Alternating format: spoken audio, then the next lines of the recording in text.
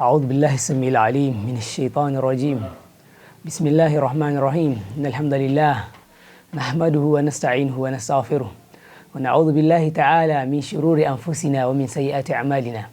من يهده الله فلا مضل له ومن يضلل فلا هادي له. وأشهد أن لا إله إلا الله وحده لا شريك له وأشهد أن محمدا عبده ورسوله. يا أيها الذين آمنوا اتقوا الله حق تقاته ولا تموتن إلا وأنتم مسلمون. يا أيها الناس اتقوا ربكم الذي خلقكم من نفس واحدة وخلق منها زوجها وبث منهما رجالا كثيرا ونساء واتقوا الله الذي تساءلون به والأرحام إن الله كان عليكم رقيبا. يا أيها الذين آمنوا اتقوا الله وقولوا قولا سديدا يصلح لكم أعمالكم ويغفر لكم ذنوبكم ومن يطع الله ورسوله فقد فاز فوزا عظيما. أما بعد فإن أصدق الحديث كلام الله وأحسن الهدي هدي محمد صلى الله عليه وآله وسلم وشر الأمور محدثاتها وكل محدثة بدعة وكل بدعة ضلالة وكل ضلالة في النار أعاذنا الله وأجارنا منها. وسبحانك اللهم لا علم لنا إلا ما علمتنا إنك أنت العليم الحكيم. رب اشرح لي صدري ويسر لي أمري واحلل عقدة من لساني يفقهوا قولي. وبعد السلام عليكم ورحمة الله وبركاته. yan uwa masu girma, ina mana maraba lale da wannan lokaci da saduwa da ku a wannan kafa tamu mai albarka ta African Islamic Academy, wanda tsari ne na karatu da za a dinga yi ta ainihin nesa, wanda muna roƙon Allah madaukakin sarki da ya amfanar da mu ya kuma sakan kama waɗanda suka shirya wannan ainihin alkhairi, ya masu kyakkyawan sakayya da ainihin gida na aljanna. Mu kuma Allah madaukakin sarki ya ba mu ikon faɗin abin da yake daidai, sannan kuma ya jiyar da mu daidai, ya kuma ba mu yin aiki kamar yadda Allah madaukakin sarki yake nufi. Karatunmu wannan shine karatu na biyu a wannan madda na tafsir, wanda insha Allah muna da surori guda 6. Daga ciki akwai suratul Quraish, akwai suratul Ma'un, akwai suratul Kauthar, akwai suratul Kafirun, suratul Nasr da suratul Masad. Waɗannan surori su ne da za mu karatu a wannan lokaci a ciki, kuma yadda tsarin karatun yake shine zai kasance kaman haka. Farko za mu karanta Qur'ani ainihin suran, sannan bayan mun karanta kuma za mu yi tafsirinta, wanda bayan an gama insha Allah akwai tambayoyi da yan uwa za su amsa waɗanda suka bibiye mu, da fatan Allah madaukakin sarki ya ainihin datar da mu. Kai tsaye za mu shiga cikin wannan karatun. أعوذ بالله من الشيطان الرجيم. بسم الله الرحمن الرحيم. لإيلاف قريش إيلافهم رحلة الشتاء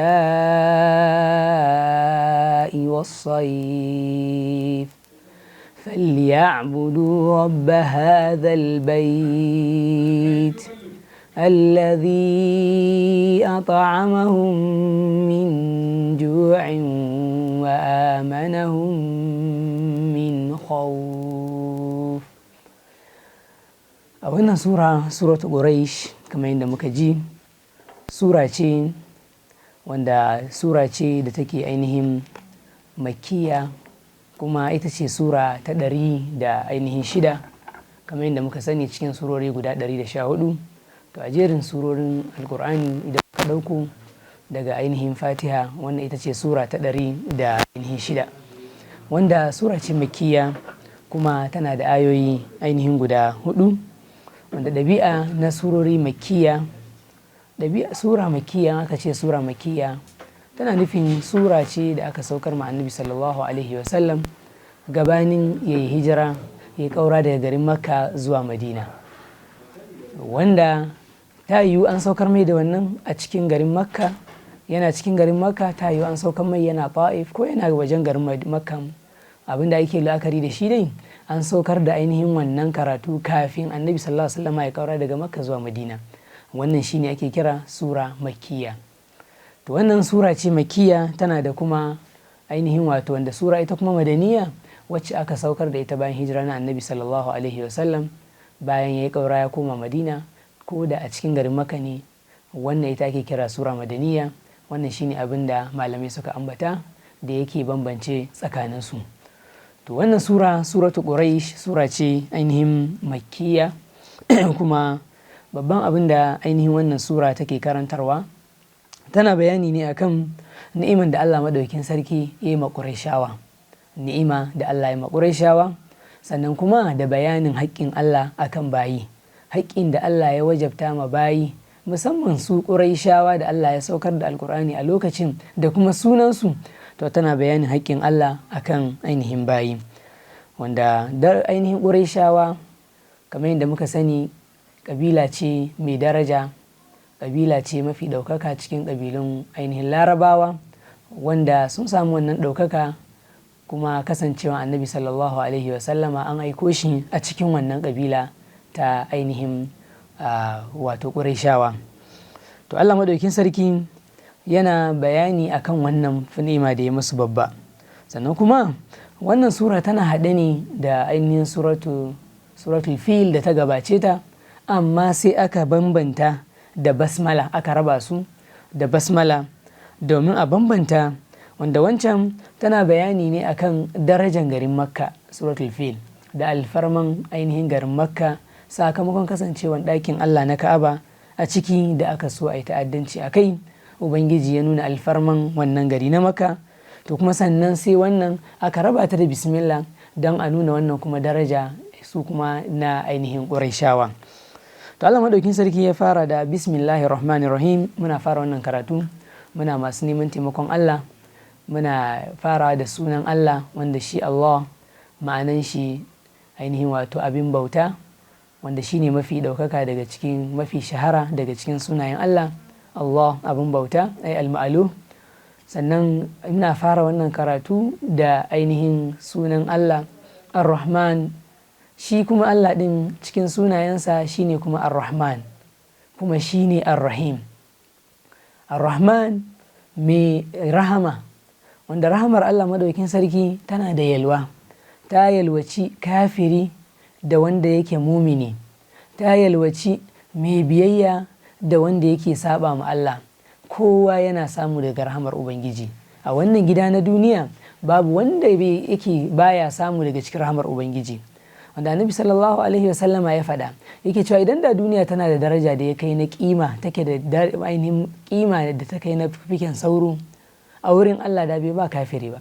Amma sai ka ga cewa Ubangiji ya ba kafirai ma ainihin duniyan fiye da ainihin musulmi.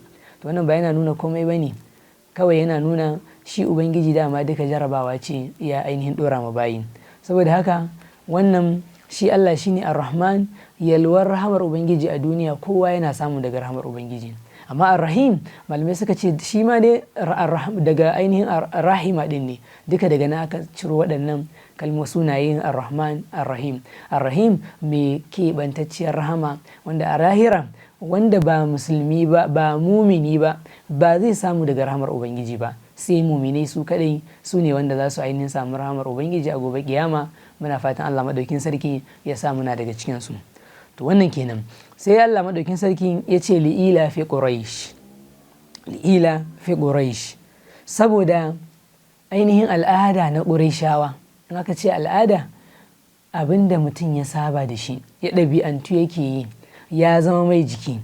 To Qurayshawa Allah madaukin sarki ya yi ni'ima a kansu, saboda me wannan ni'iman da Allah ya yi hatta zama al'ada a gare su, shine li'ila fi quraish, saboda abinda Qurayshawa suka ainihin al'adantu akai, suka ɗabi'antu akai, suka saba da shi. Me suka saba da shi? Shine ilafihim rihlatash shita'i was-sayf, sabon da suka yi tafiyan da suke yi rihlatash shita, tafiyan da suke a lokacin ainihin wato hunturu, suna yin tafiya guda biyu, rihlatash shita was-sayf, lokacin hunturu da ainihin lokacin ainihin zafi ko bazara. Lokacin hunturu suna tafiya, lokacin sanyi kenan suna tafiya zuwa ƙasar Yaman, sannan lokacin kuma zafi suna tafiya zuwa ƙasar ainihin Sham. To duka a wannan tafiye-tafiyen da suke yi suna yi ne don mutane ne 'yan kasuwa, su je su kawo abin kasuwanci wanda ba su da shi, tunda kamar yadda muka sani Makka sahara ce, ƙasa ce ke ƙasassa busassa, babu ruwa tare da ita. Amma Ubangiji saboda alfarman da ya, saboda ɗakinsa da ya ma wannan gari, sai ka samu abin ma yana nan samamme fiye da inda asali ma aka yi shi.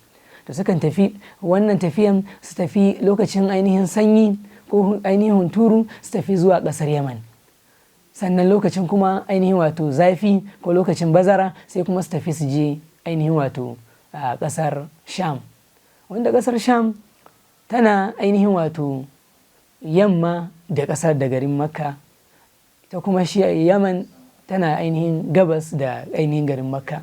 To duka a wannan tafiye-tafiyen da suke yi suna tafiya cikin aminci. Za su tafi, wannan tafiya ce ta wata ɗaya zuwa da dawowa, wannan ma kuma haka. To a wannan tafiyan da suke yi za su tafi cikin aminci, su je lafiya su dawo lafiya, babu wanda zai ce masu komai, babu 'yan fashi, ba jin tsoron ainihin 'yan fashi da za su kwace musu dukiyoyi, ballantana abin da suke da ainihin ra'ayi ta'addanci akan rayuwarsu. Wannan Allah yake so ya nuna masu. Kuma me ya sanya Allah ya masu wannan babban baiwa? Sakamakon wancan suran da ta gabata, suratul fil, wanda kowa labarin ya watsu da aka zo za a rusa Kaaba. Shi Abdul Muttalib, kakan manzon Allah sallallahu alaihi wasallama, ya ce kun ga wannan ɗakin yana da ubangiji da yake kare shi, in kun dage sai kun zo kun rusa shi, to mu ba ruwanmu, za mu fita mu kyale ku da ubangijin ɗakin zai kare ɗakin shi. Allahu akbar. Ba musulmi bane, bai imani ba, amma yana da yaƙini cewa ubangiji ba zai bari a ta'addanci akan ɗakinsa ba, saboda haka da ya fita sai ya tsaya a gefe. Suka taru suka kewaye, Allah madaukin sarki ya aiko da waɗannan tsuntsaye da suka halaka ainihin wannan ainihin wato mutumi da ya zo daga Yaman ya da shi da ainihin rundunarsa. To wannan labarin sai ya watsu a garuruwan Larabawa gaba daya, sai yasa ake tsoron mutanen Makka. Allah ya sa kwarjinin su a cikin zukatan Larabawa baki daya, ake shakkan a cutar da su ta kowace irin fuska. Kaga wannan ba karamin ainihin alkhairi bane. To Allah yake cewa Larabawa sun ma saba Qurayshawa, in za su tafiya zuwa nan ba sa jin komai, suna cikin aminci, sun san za su je lafiya su dawo lafiya. Haka in za su je ainihin wato kasar ainihin Sham. To Allah sai ya ce wannan ni'iman da ubangiji ya musu, falyabudu rabb hadal bait, don haka su kadaita ainihin su bauta ma ubangijin wannan gida. Wani gida ne? Ka'aba. Su bauta ma ubangijin wannan gida. Wani zai ce to ya dama me suke bauta ma? Suna bauta ma ubangijin wannan gida, amma suna bautan waɗansu abubuwa daban. Idan aka samu aka ce bauta, kamar yadda Allah bai nama dalilin halittar mu, wa ma khalaqtul jinna wal insa illa liya'budun. Allah ya ce bai halicci jinsi na mutane da aljannu ba face dan bauta. Saboda haka bautan nan illa liya'budun illa liyuwahhiduni fil ibada, face dan su kadaita ni a cikin bauta. Saboda haka Allah ya ce falyabudu rabb hadal bait, don haka su kadaita Allah ubangijin wannan ɗaki cikin bauta. Ashe Qurayshawa mutane ne mushrikai, suna da gumaka da suke bauta mawa. Ubangiji ya bayyana mana in suka hau abin hawa teku ne, suna kan ruwa, bala'i ya zo, suka ga iska ta taso tangal-tangal za su halaka, sun tabbatar ba mai iya taimakon su a lokacin, sai su kira Allah madaukakin sarki. Amma da zaran sun taka ainihin sun samu kubuta daga wannan, sun hau kan tudu, to daga nan kuma sai su dinga shirka. Kaga ashe ko Qurayshawan sun san cewa ubangiji dai idan mutum yana cikin matsanancin hali, Allah kaɗai yake kira. Amma mu abin takeici, mutanen mu yau zaka samu da sunan musuluncin a tsananin a daɗi kiran wani Allah, a tsanani ma kiran wani Allah, wal iyazu billah. Wannan abu yayi muni. To Allah ya ce don haka ga ni'iman da ubangiji ya maku, to ku karɓi wannan ni'iman, don ubangiji yana son yi maku ni'iman, ku ainihin yi abin da zai ƙara maku wannan ni'iman ya sa ta dawama, shine ku kaɗaita Allah ubangijin wannan ɗaki da bauta. Idan kun yi wannan kun ba da wajibinku, to sai kuma ubangiji ya ƙara maku, don ya ce in kun gode zan ƙara maku. To ya Allah muna godiya akan ni'imomi da kai akan mu wanda suke masu ainihin yawa. Sai Allah ya ce allazi at'amahum, kaman an yi tambaya ne, ya Allah dan me za mu bauta mu ubangijin wannan ɗaki kadai, bayan kusan kowane gida suna da gunkin su, kowace kabila suna da nasu, amma Ka'aban ma, kewaye da Ka'aban ma akwai ɗaruruwan gumaka. Sai Allah ya bayyana amsa cewa domin abin da yasa za ku kaɗaita shi, da ya ce ku kaɗaita shi da bauta, ba komai bane, abu ne mai sauki. Allazi at'amakum min ju', shi Allah ya cancanci ku kadaita shi da bauta ne saboda me, shine wanda ya ciyar da ku daga ainihin yunwa, wa amanakum min khawf, kuma ya amintar da ku daga ainihin tsoro. Allahu akbar. Ni'imomi guda biyu wanda babu wani abu da ainihin ya kai su. Allah ya amintar da mutum daga, ya ciyar da mutum daga yunwa, sannan kuma ya amintar da mutum daga tsoro. Ya amintar da su daga yunwa tun da ƙasar ba a shuka, babu abinci, amma kuma abinci yana nan saman mafiya ma da inda ake samar da shi. yan uwa masu girma, a nan wajen darasi babba da za mu samu a nan wajen shine ubangiji ba yana ba mu labari ne kawai haka ba, umarni yake ba mu. An faɗa mana ne, ana ba mu labarin su don mu dau izina. Ubangiji yana umurtan mu ne da mu ma mu kaɗe ta cikin bauta. Kowannen mu sai ya duba ga ni'imomi na ubangiji ya mana, wallahi ba su ƙirguwa.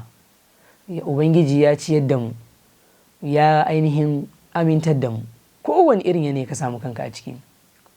Yau da yawa za ka samu muna butulce mu wannan, kuma wallahi yana daga cikin dalilin ainihin matsalolinmu. Matukar dan adam baya gode mu Allah kan ni'ima da ya mashi, to dan adam ba ran da zai fita daga ainihin matsala. In ka gode, ubangiji ya ce la in shakartum la azidannakum, in kun gode zan kara muku, kamar da annabi sallallahu alaihi wasallam ya faɗa. Idan kuma ku butulce, to azaban Allah tana nan mai tsanani. Allah ya ce in kun gode Allah zai kara muku. Ashe da godiyan Allah ne ake dawwamar da ni'iman ubangiji, ni'iman ubangiji take dawwama. To ya Allah, muna masu godiya akan ni'imomin da kai mana. Allah ka kara mana daga cikin ni'ima. Don haka ko baka samu ba, ko da ma cikin biyun an baka daya, ba a baka daya ba, ka gode ma ubangiji. Yau dan baka ci abinci ba, shekara nawa kana ci kullum? Da rana ɗaya baka ci ba sai ka muna zato ga Allah? Wannan butulci ne daga neman ubangiji. Ka samu ka ci so ɗaya, dan baka ci so uku ba? Tsawon shekarun da tun baka yi wayo ba kake ci kake rayuwa, shikenan sai butulce ma ubangiji, ba jarrabawa a rayuwa? To ya Allah madaukin sarki, muna godiya akan ni'imomin da kai mana. Allah ka ba mu ikon ainihin gode maka a kowane ne muka samu, na jin daɗi ko kuma na muni mai ainihin mai wahala, kamar da annabi sallallahu alaihi wasallam cewa ai mumini al'amarin shi akwai ban sha'awa. In abu mai daɗi ya same shi sai ya gode ma Allah, sai ya zama alkhairi a gare shi. Idan kuma mummuna mai tsanani ya same shi sai ya haƙuri, sai wanne ya zama alkhairi a gare shi. Dan idan dan adam bai kiyaye ba, to sai ya zama kana kai ƙaran Allah ne, kuma kana kai ƙaran Allah wajen wa? To Allah madaukin sarki ya samu dace. Wannan kenan. Sai sura na gaba da za mu shiga, suratul ma'un. Ga karatunta kamar haka. Bismillahir rahmanir rahim. Ara'aita alladhi yukadhibu bid-din, fadhalika alladhi yad'u al-yatim ولا يحض على طعام المسكين فويل للمصلين الذين هم عن صلاتهم ساهون الذين هم يراءون ويمنعون الماعون. wannan sura suratul ma'un, kamar yadda muka ji, ita ma sura ce makkiya kamar wacce ta gabata, kenan an saukar da ita gabanin hijira na annabi sallallahu alaihi wasallam, wanda mun ambaci bambancin su da madaniya. Sai dai ƙari, ita sura makkiya yawanci za ka samu cikin maudu'in da suke magana a kai, sukan yi magana ne mafi yawa akan ainihin tauhidi, kan ta Allah a cikin bauta, da ƙoƙarin tabbatar ma al'umma ya za a yi, menene abin da Allah yake yi, kuma ta yaya ya kamata su ta cikin bauta, su bar shirka, su bar duk abin da Ubangiji Maɗaukin Sarki ya haramta. Wannan shine babban abu da ainihin shi ma ƙari akan wancan da yake nuna bambancin suwar madaniya. Dan abin da ake bukata kenan, ta Allah a cikin ainihin bauta. To sannan kuma za ka samu surorin suwar madaniya makkiya, za ka same su mafi yawa suna da gajerun ayoyi. To wannan sura kenan wanda tana da ayoyi guda 7, ita ce sura na 107 a ainihin jerin surori na alkur'ani. To Allah madaukin sarki ya ce bismillahir rahmanir rahim. Ara'aita alladhi yukadhibu bid-din, wanda wannan sura tana karantar da ko tana bayani ne dangane da ainihin, tana bayyana siffofi na munafikai, da kuma siffofi na waɗanda suke ƙaryata tashi bayan mutuwa.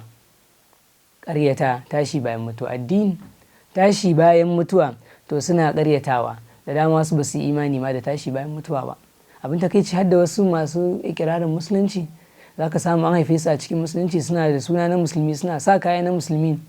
Ga suna a jami'o'inmu da yawa, jami'o'inmu da dama za ka samu mutum ga yanan musulmi na, iyayen shi musulmai ne, matar shi musulmai, iyayen shi musulmai, amma shi kuma babu musuluncin tare da shi. Ta yaya? Za ka samu ma zai gama shi fa bai ma imani da wannan abun ba.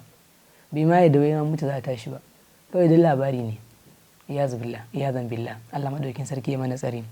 To za ta bayani akan siffofin waɗannan da suke ƙaryata ainihin tashi bayan mutuwa, wanda za ka samu da munafukai da waɗanda kuma suke ainihin kafirai da suka yi musu haka. Allah madaukin sarki ya tsare mana imanin mu.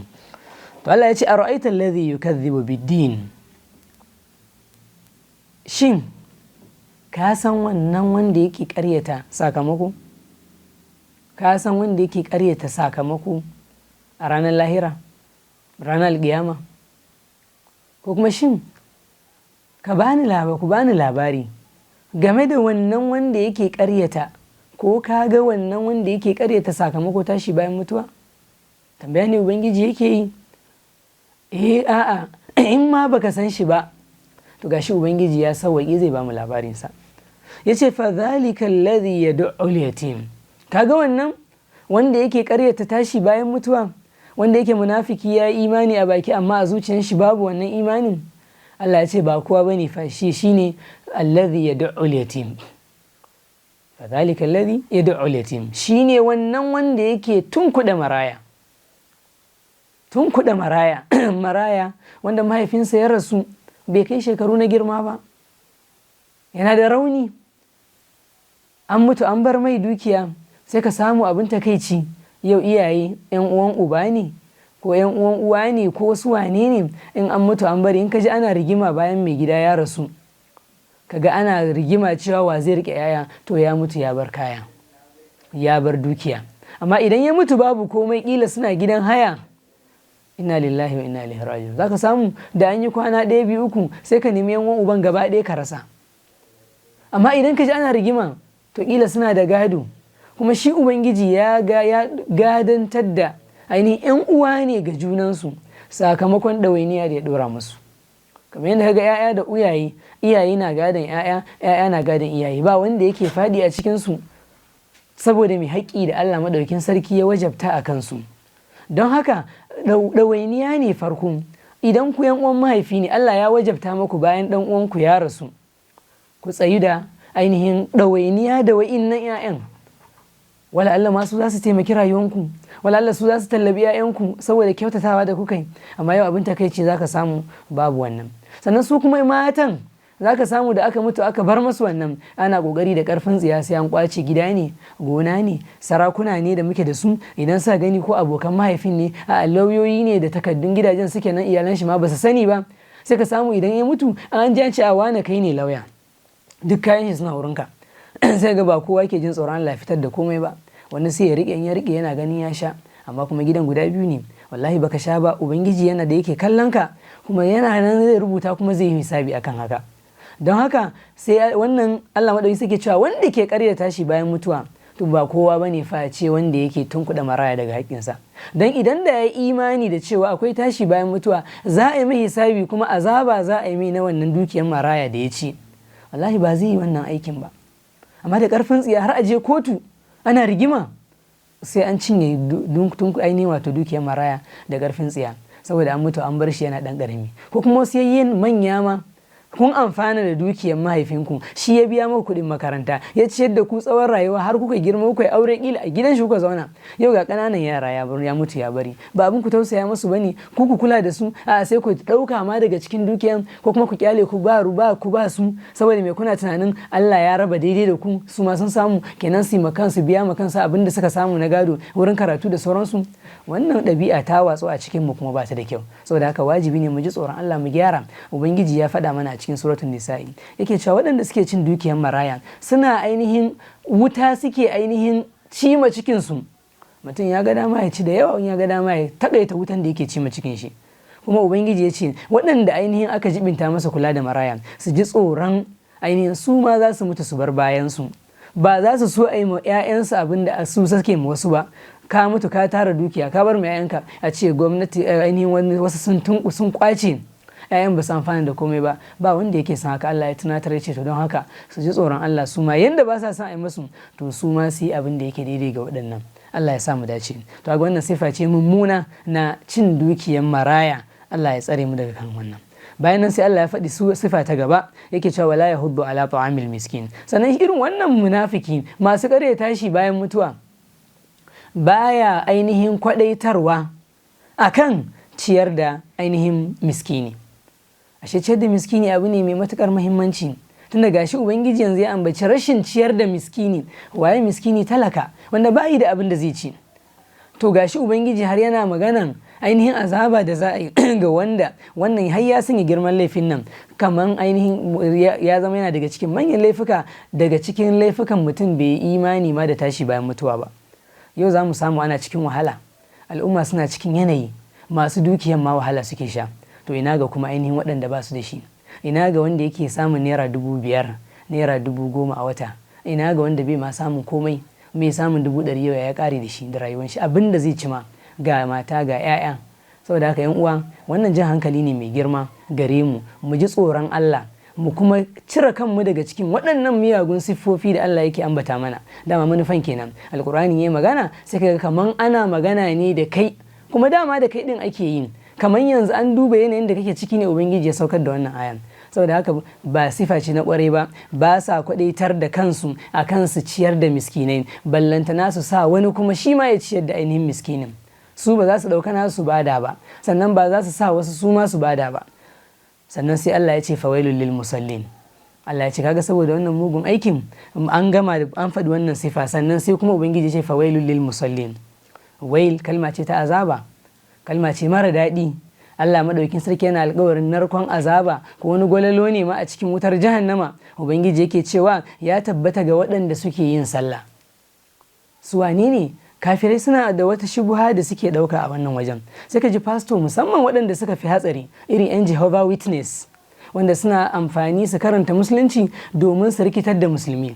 Sai ka ji suna cewa ai ga yi ma ku za ku je ba ku da hankali ne, ku yi sallah gashi ba ku ji abin da ubangijin su yake faɗi masu ba Qur'ani, ku buɗe chapter kaza verse kaza za ku ji Allah ya ce fa wailul lil musallin. Wai pastor ne yake karanta Qur'ani a coci saboda ya batar da musulmi, ya hana wa'innan liyasuddahum an sabilillah, kada su ainihin ma karɓi musuluncin, ya cire masa ƙaunar musuluncin.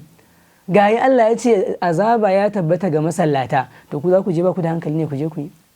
Amma sai mu duba me su waɗanda suke sallan da Allah ya ce azaba ta tabbata gare su, su wane ne? Sai Allah ya bayyana irin waɗanda suke sallan da suka cancanci wannan ainihin azaba. Allah ya ce alladhina hum an salatihim sahun, su ne waɗanda game da salloli da suke yi suna masu ainihin rafkana, suna gafala, suna shagala dangane da ainihin sallah. Suna sallah amma suna rafkana gare su. Yau za ka samu da dama wannan sifan ma ta ainihin watsu a cikin al'umma. Za ka samu ma'aikata 'yan kwadagu, wani yana aikin mashin, za ka samu bai da lokacin sallah azhar, bai da talasar, bai ta magriba, bai ta isha, sai ya zo zai kwanta bacci za ga ya jera su. Wani lokaci za ka samu ma'aikatan kwadago ne, na gini ne, na kowane irin ma sana'a. Za ka samu idan suna aka ce lokacin sallah ya yi, za ka samu a ce ai ba zan yi ba, jikina ba tsafta. Me ya samu jikin naka? Janaba ne tare da kai kana aiki? Ko mine ne? Ai in dai datti ne, ba ƙazanta ba ne, ba najasa ba ne, wannan ba zai hana kai sallah ba. Kuma idan sallan tana da muhimmanci a wurinka, don mi ba za ka zo da wani tufafin ba da za ka aji a cikin jaka, lokacin na yi kai alola ka sanya ko da doguwar riga ce ka je kai sallah. To gafala daga sallah a lokacin ta ba lokacin da Allah ya shar'anta ta ba, mutum ya yi ta a lokacin da ya ga dama, ba lokacin da ubangiji ya shar'anta ba, ubangiji baya so. Wannan ma kaga tana daga cikin su ne masu irin wannan ne ubangiji yake cewa kaga suna sallan amma ubangiji zai masu azaba akan wannan ainihin sallah da suke, saboda ainihin gafala daga ainihin sallan, ba su damu da su yi ta a lokacin ta ba har lokaci ya fita. Allah ya tsare mu, ya shirye da mu. Sannan sai Allah ya ce alladhina hum yura'un. Sannan sifa ta gaba kuma waɗanda suke ainihin cancanci wannan azaba gayi suna sallah, ubangiji ya ce su ne waɗanda suke ainihin riya. Riya kuma annabi sallallahu alaihi wasallam ya faɗa mana, ya ce shirka ce ba shirka ce ta ainihin babba ba, karama, amma kuma annabi sallallahu alaihi wasallam ya ce ita yafi ji mana tsoro, saboda ita ce ba a cika damuwa da ita ba, mutum bai ganin cewa abu mai muhimmanci ne. Shi sa annabi sallallahu alaihi wasallam yake cewa ba shirka babba, dama duk kun sani kowa na taka tsantsan, amma babban abin da nafi ji maku tsoro shine ainihin wato riya. Ita ce mutum bai tunanin wani abu, me riya? Ka yi abu don wani ya yaba maka, wani yana kallon ka shikenan kamar yadda zaka samu yara suna idan iyaye suna kallon su sai ga sun inganta sallah da suke yi, amma da zaran iyaye ba sa nan sai ga cikin minti ɗaya burbur an yi an tashi. Ko kuma idan ana ji sai ga an rera tilawa, saboda me wannan da yake jin iyaye ko malamai. To Allah madaukin sarki ce alladhina hum yara'un, waɗanda suke yin riya, suke yin aiki ba suna nufin Allah ba sa tsantsanta aiki suna nufin Allah, suna yi ne don wani ya yaba. Kamar irin kyauta na 'yan siyasa, za ga shi ba ya damu da ladan da ke ciki ba, ya yi ne kawai domin a yaba mashi kawai, wai yana cewa ai ladan siyasa a duniya kawai. Wannan jahilci ne. 'Yan siyasa musu ji tsoron Allah, wallahi suna da jahilcin addini, ba san Allah ba. Da aikin da kake yi ko na gwamnati ne sai ubangiji ya baka aljanna idan ka tsantsanta ainihin ka samu duniyan da lahira. To mi kamanta, to dan me zaka nufaci duniya? Sannan sai Allah ya ce a aya na gaba yake cewa alladhina wa yamna'una al-ma'un, kuma suna hana ainihin abin taimako. Dan abin da ake bukata na ainihin wato taimako ba sa ainihin ba da shi. Abin da zai hana samar da cuta ga wani dan kankana ba za su bada ba. Guga ce a gida aka ce da Allah taimaka min da guga da zan ja ruwa, ba sa bada taimako, ba za su bada ba. A dan gishiri ne aka tambaye mace Allah dan taimaka min nawa ya kare, ba sa badawa. Wannan duka sifofi ne marasa kyau na munafikai da ubangiji yake bayani akai. Saboda haka shi kaga wannan abu ne mai matukar muhimmanci. Taimako koya yake, irin duk wani abu ma'aikaci, musamman shi alma'un shine abinda idan kai amfani da shi ka ba wani ba zai cutar da kai ba zai sauya, ba zai lalata asalin abun ba. Ka ba shi abu ya yi amfani da shi ya dawo ma da shi. To irin wannan ma rashin ba da wannan abin taimako shi ma yana daga cikin abin da yake mai illa da ubangiji kaga sha ya ce zai azaba akan haka. Don haka babban abin lura a nan yan uwa, ya za mu yi mu kubuta daga waɗannan sifofi? Kaga sai mu dinga taimaka ma ainihin talakawa, sannan mu dinga ainihin yin abu saboda Allah, sannan mu dinga kuma taimaka ma juna. Ka sai kayan ma'aikacin kana da naka, dutsen guga ne a wani abu ne, dan wani kankanin abu ne, bayro ne a banki za a ce dan ba ni dala dan sai guda biyu naka na nan, in ma kana gudun ka ne lalace. Wannan ka siya ne kawai kana neman aljannar ubangiji. Duk mabukaci idan ya zo ya ansa ya je amfani da shi ya dawo da shi. To Allah madaukin sarki ya taimake mu akan haka. Sai sura ta gaba, suratul kautsar, ga karatunta kamar haka. Bismillahir rahmanir rahim. إنا أعطيناك الكوثر فصل لربك وانحر إن شانئك هو الأبتر. wannan suratul kautsar kenan, ita ma sura ce kamar yadda surorin da suka gabace ta, sura ce makkiya, sura kenan mai lamba na 108 a cikin alkur'ani, kuma sura ce makkiya, tana da ayoyi guda 3.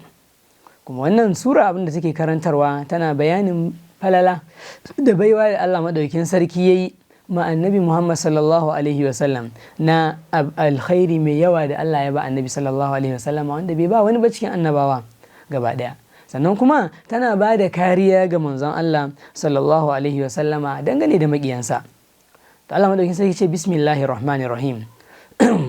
Allah yake cewa inna a'tainaka al-kautsar, lalle mu ya kai annabi Muhammad sallallahu alaihi wasallam mun baka ainihin al-kautsar. Al-kautsar alkhairi mai yawa. Duk wani alkhairi da ka sani in dai alkhairi ne, to ubangiji ya ba mu annabi sallallahu alaihi wasallama da yawa. Daga cikin wannan alkhairin akwai ainihin tafki a gidan aljanna da annabi sallallahu alaihi wasallama Allah ya keɓance shi da shi, wanda annabi sallallahu alaihi wasallama ya ce al'umman shi za su sha daga wannan, kuma ya ce duk wanda ya sha ba zai ainihin ji kishi ba har abada, bai ƙara jin kishi har abada. Adadin wanda annabi sallallahu alaihi wasallama ya ce yana da girma, wanda tsawon ainihin sa tafiya ce wanda take mai tsawo da ubangiji ya ainihin bayyana ainihin faɗinsa da tsawonsa, shi wannan tafki na alkautsar, wanda annabi sallallahu alaihi wasallam idan wasu jama'a suka zo za su sha, sai a diga ana koran su mala'iku, sai ce wai ina al'umma na ne, sai a ce baka san me suka faru bayan ka ba, sun musanya addinin ka, addini irin wanda Allah ya baka ka karantar da su ba irin shi suka yi ba. Don haka sai a dinga kore su, da an fara koran su sai annabi sai ya ce okay to fasukan ai nesa da su, ai nesa da su. wal iyazu billah. Kaga wannan babban bala'i kenan da yake jiran duk mutumin da yake dan bid'a, wanda zai musanya ya kawo ga abinda annabi sallallahu alaihi wasallam ya aje ya dauko nashi. Wannan shine babban bala'i. Allah madaukakin sarki ya kare mu daga kasancewa daga cikin wannan. Don haka annabi sallallahu alaihi wasallama Allah ya ce ya bashi ainihin alkhairi mai yawa, shine wannan ainihin kowane irin alkhairi da wannan kogi a ainihin wato ko tafki na alkauthar. Don haka wannan ni'ima da Allah annabi sallallahu alaihi wasallama sai ya ce fasalli li rabbika wanhar, ka tsayu da gode ma wannan ni'ima ta hanyar yin sallah da ubangiji ya wajabta ta akan ka. Sannan wanhar kai ainihin wato yanka, kai sallah ga Allah shi kadai, kowace irin sallah. Sannan kuma kai yanka shi ma don Allah shi kadai, sabanin yanda ainihin mushrikai suke yin. Mushrikai suna yanka suna yi don waɗansu abubuwa daban. Za mu samu yau ma da dama cikin al'ummar mu yau suna irin wannan. To Allah ya ce a yi ka yi yanka don shi kadai, Allah kadai kake nufi don ka samu kusanci zuwa gare shi. Sabanin mushrikai suna yi ne don samu kusanci zuwa ga ainihin wato gumakansu suke ainihin irin wannan yanke-yanke. Don haka bayan nan sai Allah madauki suke cewa inna shani aka huwal abtar. Kaga wancan da ya magana na maganan yanka, bokaye da dama za ka samu yi mutum ji a ce sai ya siyo kaza ko dabba mai nau'i kaza mai launi kaza, kuma kila a ce mai ya sa ta kalli yamma. To da irin wannan haramun ne mutum an yanka ba da sunan Allah ba mutum ya ci, kai kuma shikenan ka zama mayi, an baka ka san mutum boka ne yanka sai ka ci nama kana gani halatta dan kawai shi musulmi ne bai kira sunan Allah ba. Wani haramun ne. Allah ya shirya da mu. Sai Allah ya ce to inna shani aka wal abtar. Sannan lalle wanda yake kiyayya da kai aka annabi sallallahu alaihi wasallam huwal abtar, shine wanda yake mai yankakken alkhairi, wanda babu alkhairi a tattare da shi, wanda ƙarshensa ainihin yankakken alkhairi ne, babu alkhairi a tattare da shi. Za a manta shi ba ma za a ji labarin shi ba saboda mugun aikin da ya Allah madaukin sarki ya shaida. Waɗannan surori da muka karanta yanzu za mu ga suna karantar da muhimmancin zaman lafiya a musulunci. In Allah ya yi al'umma ni'ima na zaman lafiya to su ƙara dagewa wajen kaɗe ta cikin bauta don ubangiji ya dawo masu da wannan. In ku aka zare musu wannan sai su koma su ƙara tsayuwa da kaɗe ta Allah cikin bauta, to ubangiji zai dawo musu da wannan ni'ima. Amma in ba haka ba akwai damuwa. Sannan riya za mu samu tana daga cikin cututtuka na ainihin zuciya kuma tana lalata aiki. Sannan kuma idan bawa ya tsayi da gode ma ubangiji sai wannan ya sa Allah ya ƙara mashi ni'ima, in ya juya baya kuma ubangiji ya ainihin zari. Sannan za mu ga cewa shi annabi sallallahu alaihi wasallam yana da girma da daraja da matsayi a wurin Allah madaukakin sarki da Allah ya dauka ambatan shi a duniya da lahira. Allah madaukakin sarki ya samu dace. Sai kai tsaye sai mu shiga cikin suratul kafirun.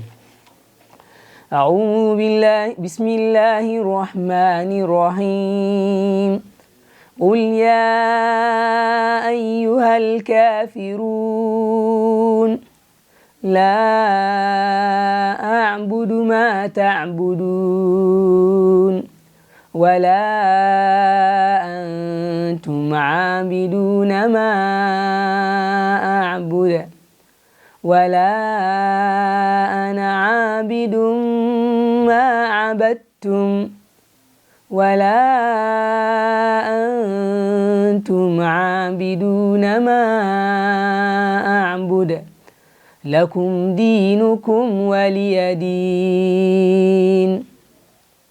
wannan kenan suratul kafirun, sura ta 109 a cikin alkur'ani, tana da ayoyi guda 6, kuma babban abin da take karantar da mu, tana karantar da mu yin hannun riga tsakanin mumini da kafiri, tsakanin musulunci da kafirci da kafirai baki daya. Babu wani abu na alaka, babu wani maja, babu wani iya zama da ainihin dabaru da munafunci da zamanta, a'a, kai tsaye tana yanke duk wata alaka. Babu haɗaka da muguwar wannan aƙida ta interfaith da za a haɗa aƙidu a ce ai a yaudari musulmi, a ce ai ku musulmi kuna girmama annabi Ibrahim, kuna girmama annabi Musa, annabi Isa, annabi Muhammad. Ku kristoci kuna girmama annabi Ibrahim, kuna girmama annabi Musa, kuna girmama annabi Isa. Ku Yahudawa kuna girmama annabi Ibrahim, kuna girmama annabi Musa. To difference ɗinku fa kawai wannan ku ba ku yarda da wannan biyu bane, wannan ba ku yarda ɗaya ba.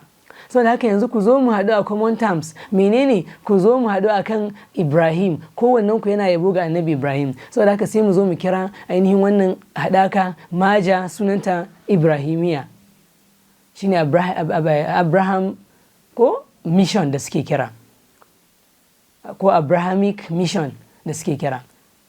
To wannan duk ba daidai ba ne. Wannan suratul kafirun tana rusa wannan ainihin alaƙa. Babu wani haɗaka tsakanin musulmi da kafiri. Interfaith ƙungiya ce ta Yahudawa don ta rusa addinin musulunci. Gashi Ubangiji ya saukar da sura sukutun da guda ya kira ta suratul kafirun don ya nuna babu wani alaƙa. Yes, Qur'ani ya bayyana yadda zamu zauna da su.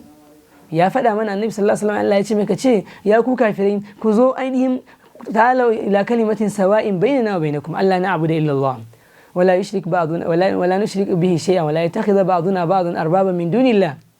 Allah ya ce kace ku zo mu ba za mu bauta mu kowa ba sai Allah, sannan ba za mu hada shi da kowa ba, ba za mu yi shirka da shi ba, sannan ba wanda zai riki wani abin bauta koma bayan Allah tsakanin mu da ku gaba daya. Wannan shine abin da Allah ya kira mu, kuma Annabi sallallahu alaihi wasallam rayuwar shi ta nuna misali akan haka. A Makka ko Madina ya zauna, sahabban shi sun rayu da waɗanda ba musulmi ba. To dan me mu namu zai bambanta da irin nasu? Dan me? Dan mu mun lalace? To wannan ba daidai bane. To Allah ya ce kul, ka ce da su ya kai Annabi sallallahu alaihi wasallama, ya ayyuhal kafirun, ya ku waɗannan kafirai. Wane ne kafiri? Kafiri duk wanda bai imani da Allah ba, bai imani da Allah, bai kadaita Allah cikin bauta, bai kadaita Allah cikin bauta, wannan shine kafiri. Kowane irin suna ma gare shi, da ba Yahudi da ba Nasari, ko ka ce Kirista ko ka ce wane ne, duk ma'anansu daya. Sai dai kawai idan ka ce kafiri, suna da fahimtar kila cewa wannan kalma ta yi muni a gare su, suna jin zafi, suna ganin kaman wai wanda bai da addini ne. To in suna haka ne fahimtar sai yake ka faɗa masu, kira su da abin da suke daidai gaba ɗaya, natija ɗaya ce. Amma Qur'ani ya kira su kafiri. Dan wasu na kokarin su kawo batanci nan su ce a kafiri daban, ainihin mushriki daban, ko waye daban. A wannan ba daidai bane. To Allah ya ce ka ce musu ya kai Annabi sallallahu alaihi wasallam, ya ayyuhal kafirun, ya ku kafirai, kafiran Makka da na ko ina na duniya, la a'budu ma ta'budun. Duk wanda ya kafirce ma Allah, ka faɗa mai ya kai Annabi sallallahu alaihi wasallam, ka ce la a'budu ma ta'budun, ba na bauta ma abin da kuke bauta mawa a yanzu ko a gaba. Ba na bautan abin da kuke bauta mawa a yanzu ko a gaba. Haka kai musulmi, annabi ka Allah na faɗa maka, faɗa ma kafirai, Kirista ne ko ba Yahudi ne ko menene, ba na bautan abin da kake bauta ma, kuke bauta ma koma bayan Allah. Ni na bauta ma Allah shi kadai, ko kuna bauta ma Allah, kuna bauta ma Annabi Isa, ko kuna bauta ma Allah, kuna bauta ma Uzair, ko kuna bauta ma Allah, kuna bauta ma wani abu. Kaga nan Ubangiji ya ce ya shailanta masu bautan shi ba irin nasu bane.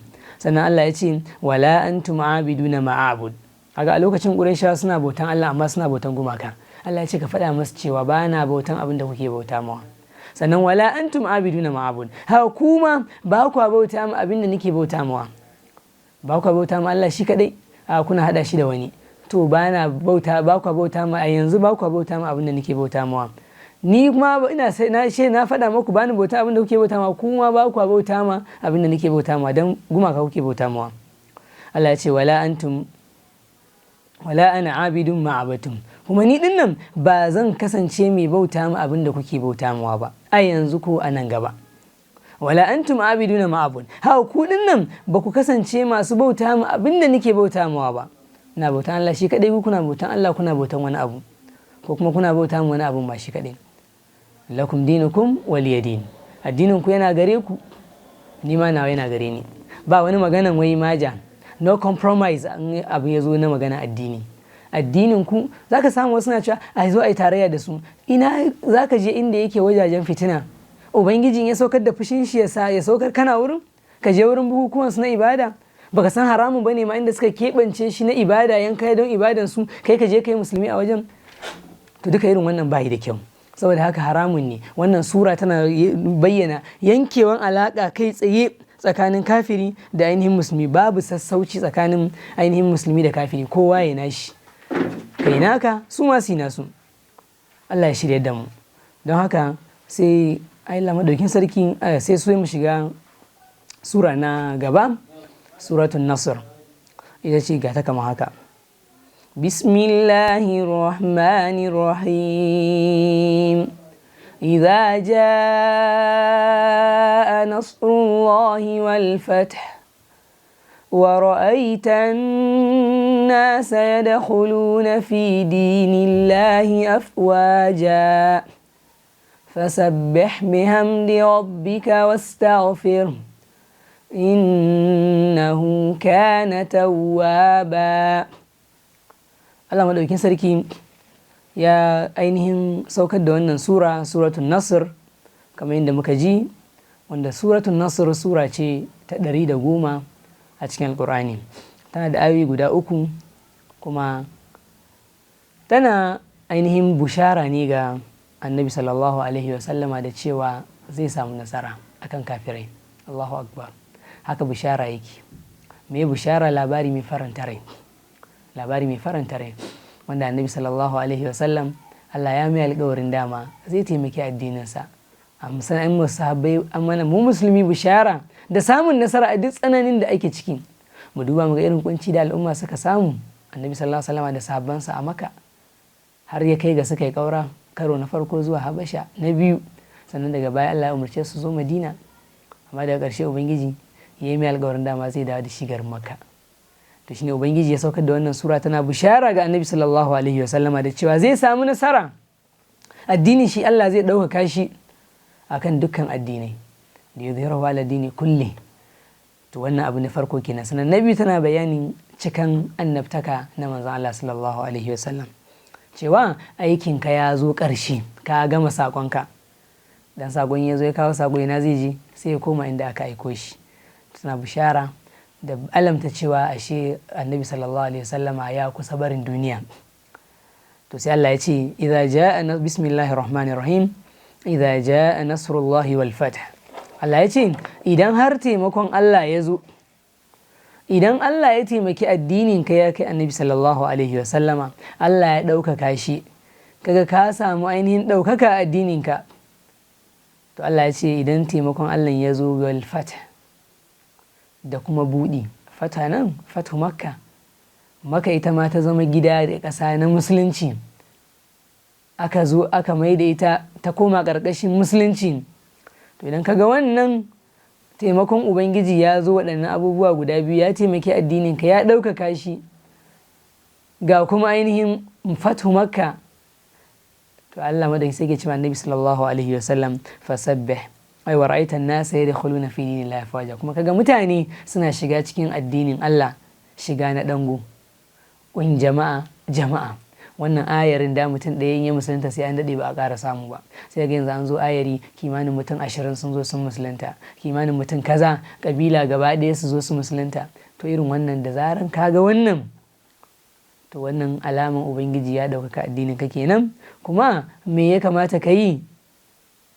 Ƙarshen rayuwanka ya zo, to me ya kamata ka yi? Shi sai Allah ce fasabbih bihamdi rabbika wastaghfir. Don haka da zaran Ubangiji ya yi wannan abubuwa gare ka, ƙarshen rayuwanka ya zo, to me ya kamata ka shagaltu da shi? Fasabbih bihamdi rabbik. Don haka sai ka ainihin kasancewa aikinka ya zo ƙarshe, kuma sai ka ainihin dinga tasbihi ga Allah madaukakin sarki. Fasabbih, ka dinga tasbihi ga Allah madaukakin sarki bihamdi rabbik, da gode ma Ubangiji ta hanyar faɗin subhanallah, alhamdulillah, da kuma ta hanyar tasbihi tsarkake Allah daga dukkan abin da bai dace da shi ba, da gazawa da duk wani irin al'amari da tawaya da mantuwa da menene, duk ka tsarkake Allah daga duk abin da bai dace da shi ba. Duk wata tawaya da wani sifa na ɗan adam ka tsarkake Ubangiji daga gare shi. Sannan bihamdi rabbi, da kuma gode ma Ubangiji a duk yanayin da kake. In abin da ya same ka mai daɗi ne ko mara daɗi ne saboda addini, fa biha wa ni'ma, alhamdulillah, fa marhaba. Amma in kan wani abu ne kama yi haƙuri akan wulaƙanci da ƙasƙanci da jarabawa, akan duniya, neman duniya wulaƙantatta, fararra ƙararra, ballantana akan addinin Allah, in an tsangwame ka shikenan sai kai ka ce a ka fasa? A'a.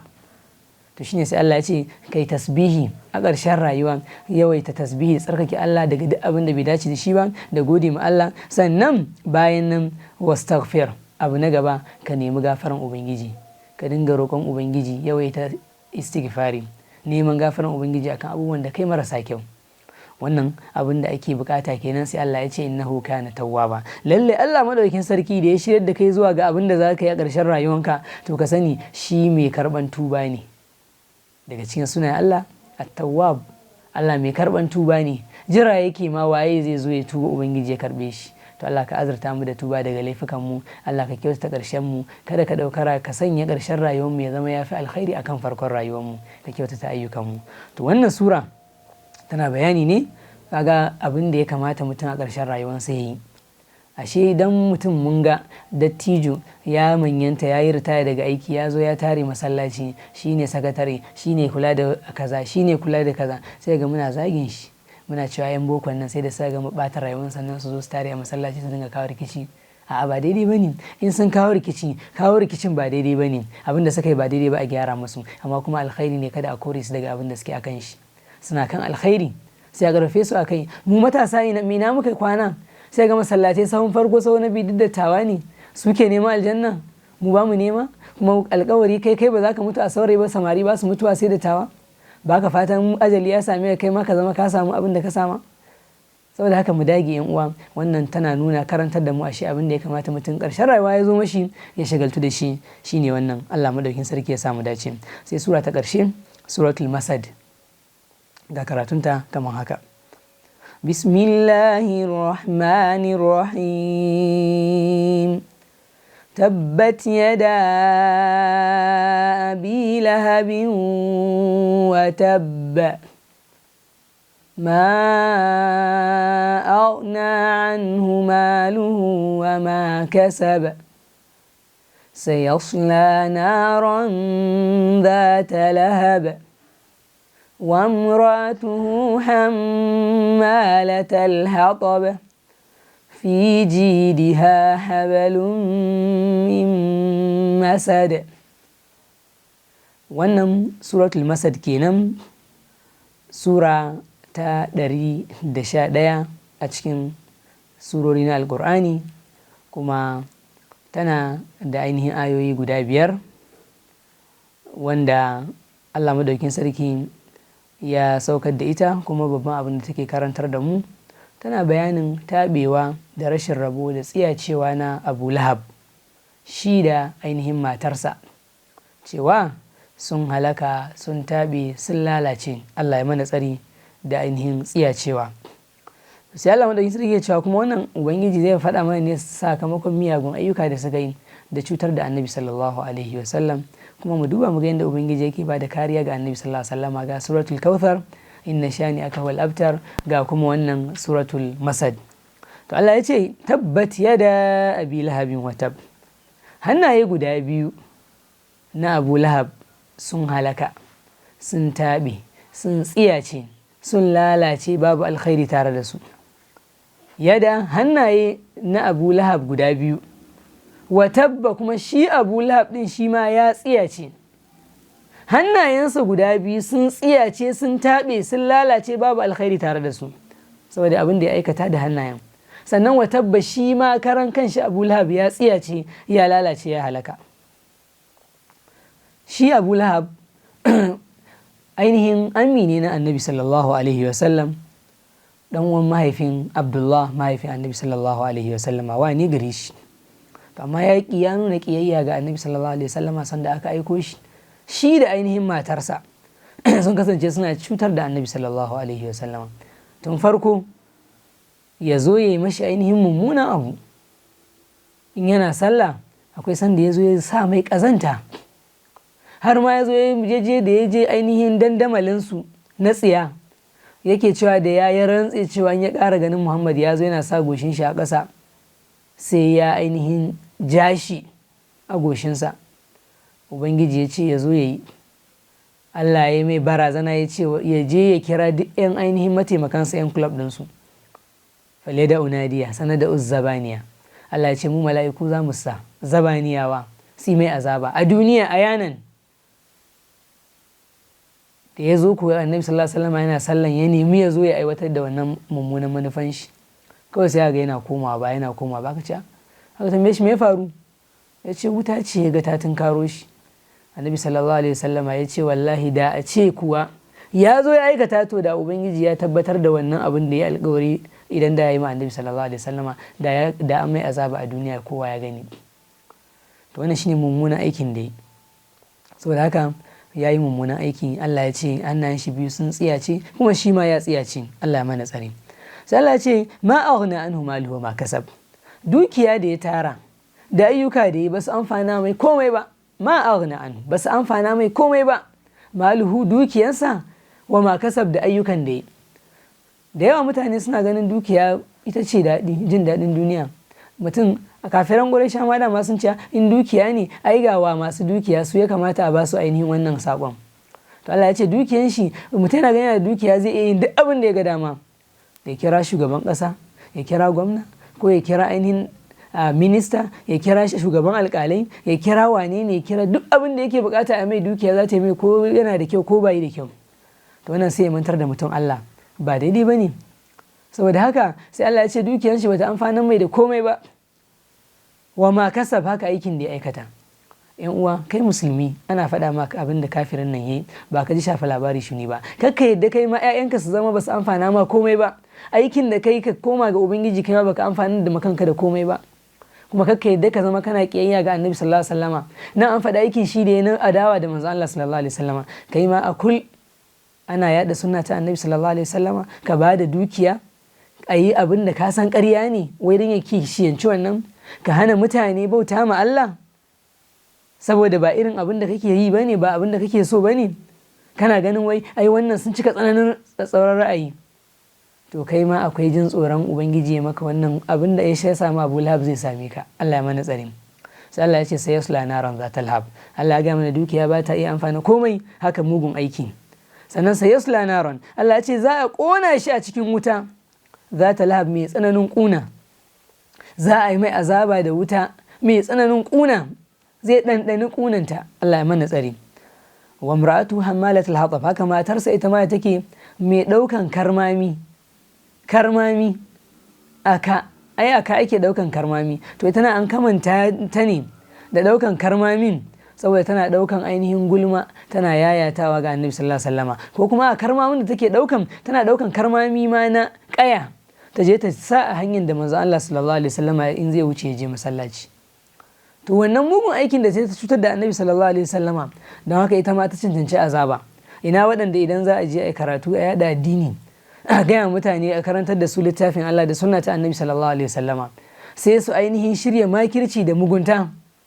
To ku ji ga irin mugun aiki ga waɗanda suka yi irin aikinku na farko, ga bala'in da ya same su.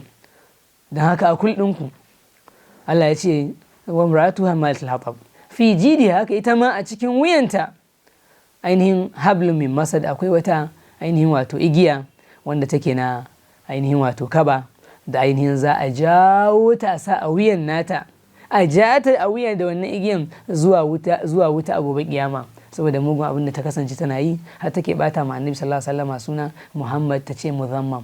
Muhammad ainihin shayabo, sai ta ce muzammam ainihin abin zargi. To wannan yana daga cikin mugun aikin da ta kaga da ita matar da mijin sun yi tarayya wurin yaɗa barna. Saboda haka yan uwa, wallahi duk abin da aka ce Allah ya ce, komai aka ce maka game da addini, ka duba ya Allah madaukin sarki ya saukar Qur'ani, sannan ya annabi sallallahu alaihi wasallama yayi a rayuwar shi, kuma yayi karantar da sahabbansa. Saboda haka wannan shine hanyar tsira. Amma duk sanda ka sake ka rike abinda ba na annabi sallallahu alaihi wasallama ba, mun ji a cikin suratul Kautsar, inna shani'aka huwal abtar. Saboda haka kakka kasance kai ma cikin wanda annabi sallallahu alaihi wasallama zai kora nan kana ainihin tunanin ka kyautata ayyukanka. Hanyar tsira yan uwa ga addini, Allah zai mana hukunci da hankalin nan namu.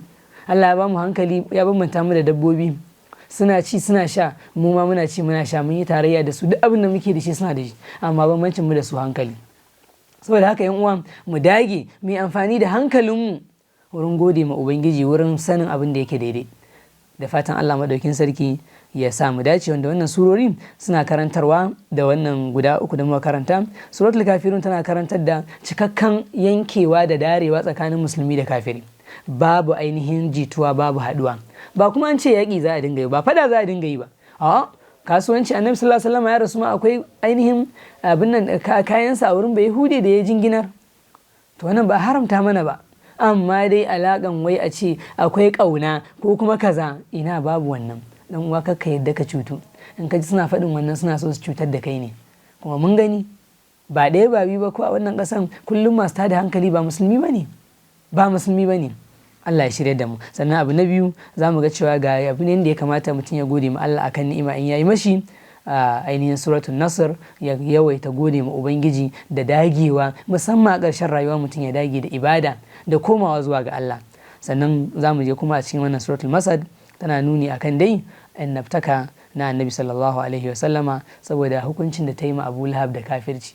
Da Abu Lahab ya musulunta kafin ƙarshen rayuwarsa to da sai a ce wannan ainihin ta ƙaryata abin da annabi sallallahu alaihi wasallam ya faɗa, amma ina aw ma yantiqu anil hawa, Allah ya sanar da shi haka, kenan Allah da ya faɗi hakan zai mutu, yana faɗin zai mutu akan kafirci ne kuma hakan ya mutu. Nan sai kuma ainihin wato wannan su ne dai abinda wannan surar suke karantar da mu. Muna fatan abinda muka karanta ya zama daidai, ubangiji Allah madaukakin sarki ya sa mu da ku mu tarayya cikin lada, wanda muka kuskure kuma ubangiji Allah ya shafe shi daga ainihin fahimtar mu, ya kuma gafarta mana, kada ka kama mu ya ubangiji da abinda muka yi da kuskure. Yan uwa, Allah madaukakin sarki ya mana albarka, ya shirya da mu zuwa ga tafarki madaidaici. Allah ya ɗaukake mu da ɗaukaka na alƙur'ani, ya haskaka mu da hasken alƙur'ani, ya ainihin cece mu da ceto na alƙur'ani. Allah ya azurta mu da karanta alƙur'ani da fahimtansa dare da rana. Yan uwa, ɗaukaka samun duniya da lahira gaba ɗaya na cikin littafin Allah. Wallahi ubangiji zai tambaye mu daga Fatiha zuwa Nasi gaba ɗaya, Allah yana magana da mu ne. Ƙalubale ne babba a ce baka san abin da Allah yake saukarwa na hukunci akan ka ba. Da fatan Allah madaukakin sarki ya taimake mu, mu dage mu jajirce wurin ci gaba da wannan ainihin karatu da neman fahimta a ko'ina. Da fatan Allah madaukakin sarki ya samu dace. Wa subhanaka Allahumma wa bihamdik, nashhadu an la ilaha illa anta, nastaghfiruka wa natubu ilaik. Wassalamu alaikum wa rahmatullahi wa barakatuh.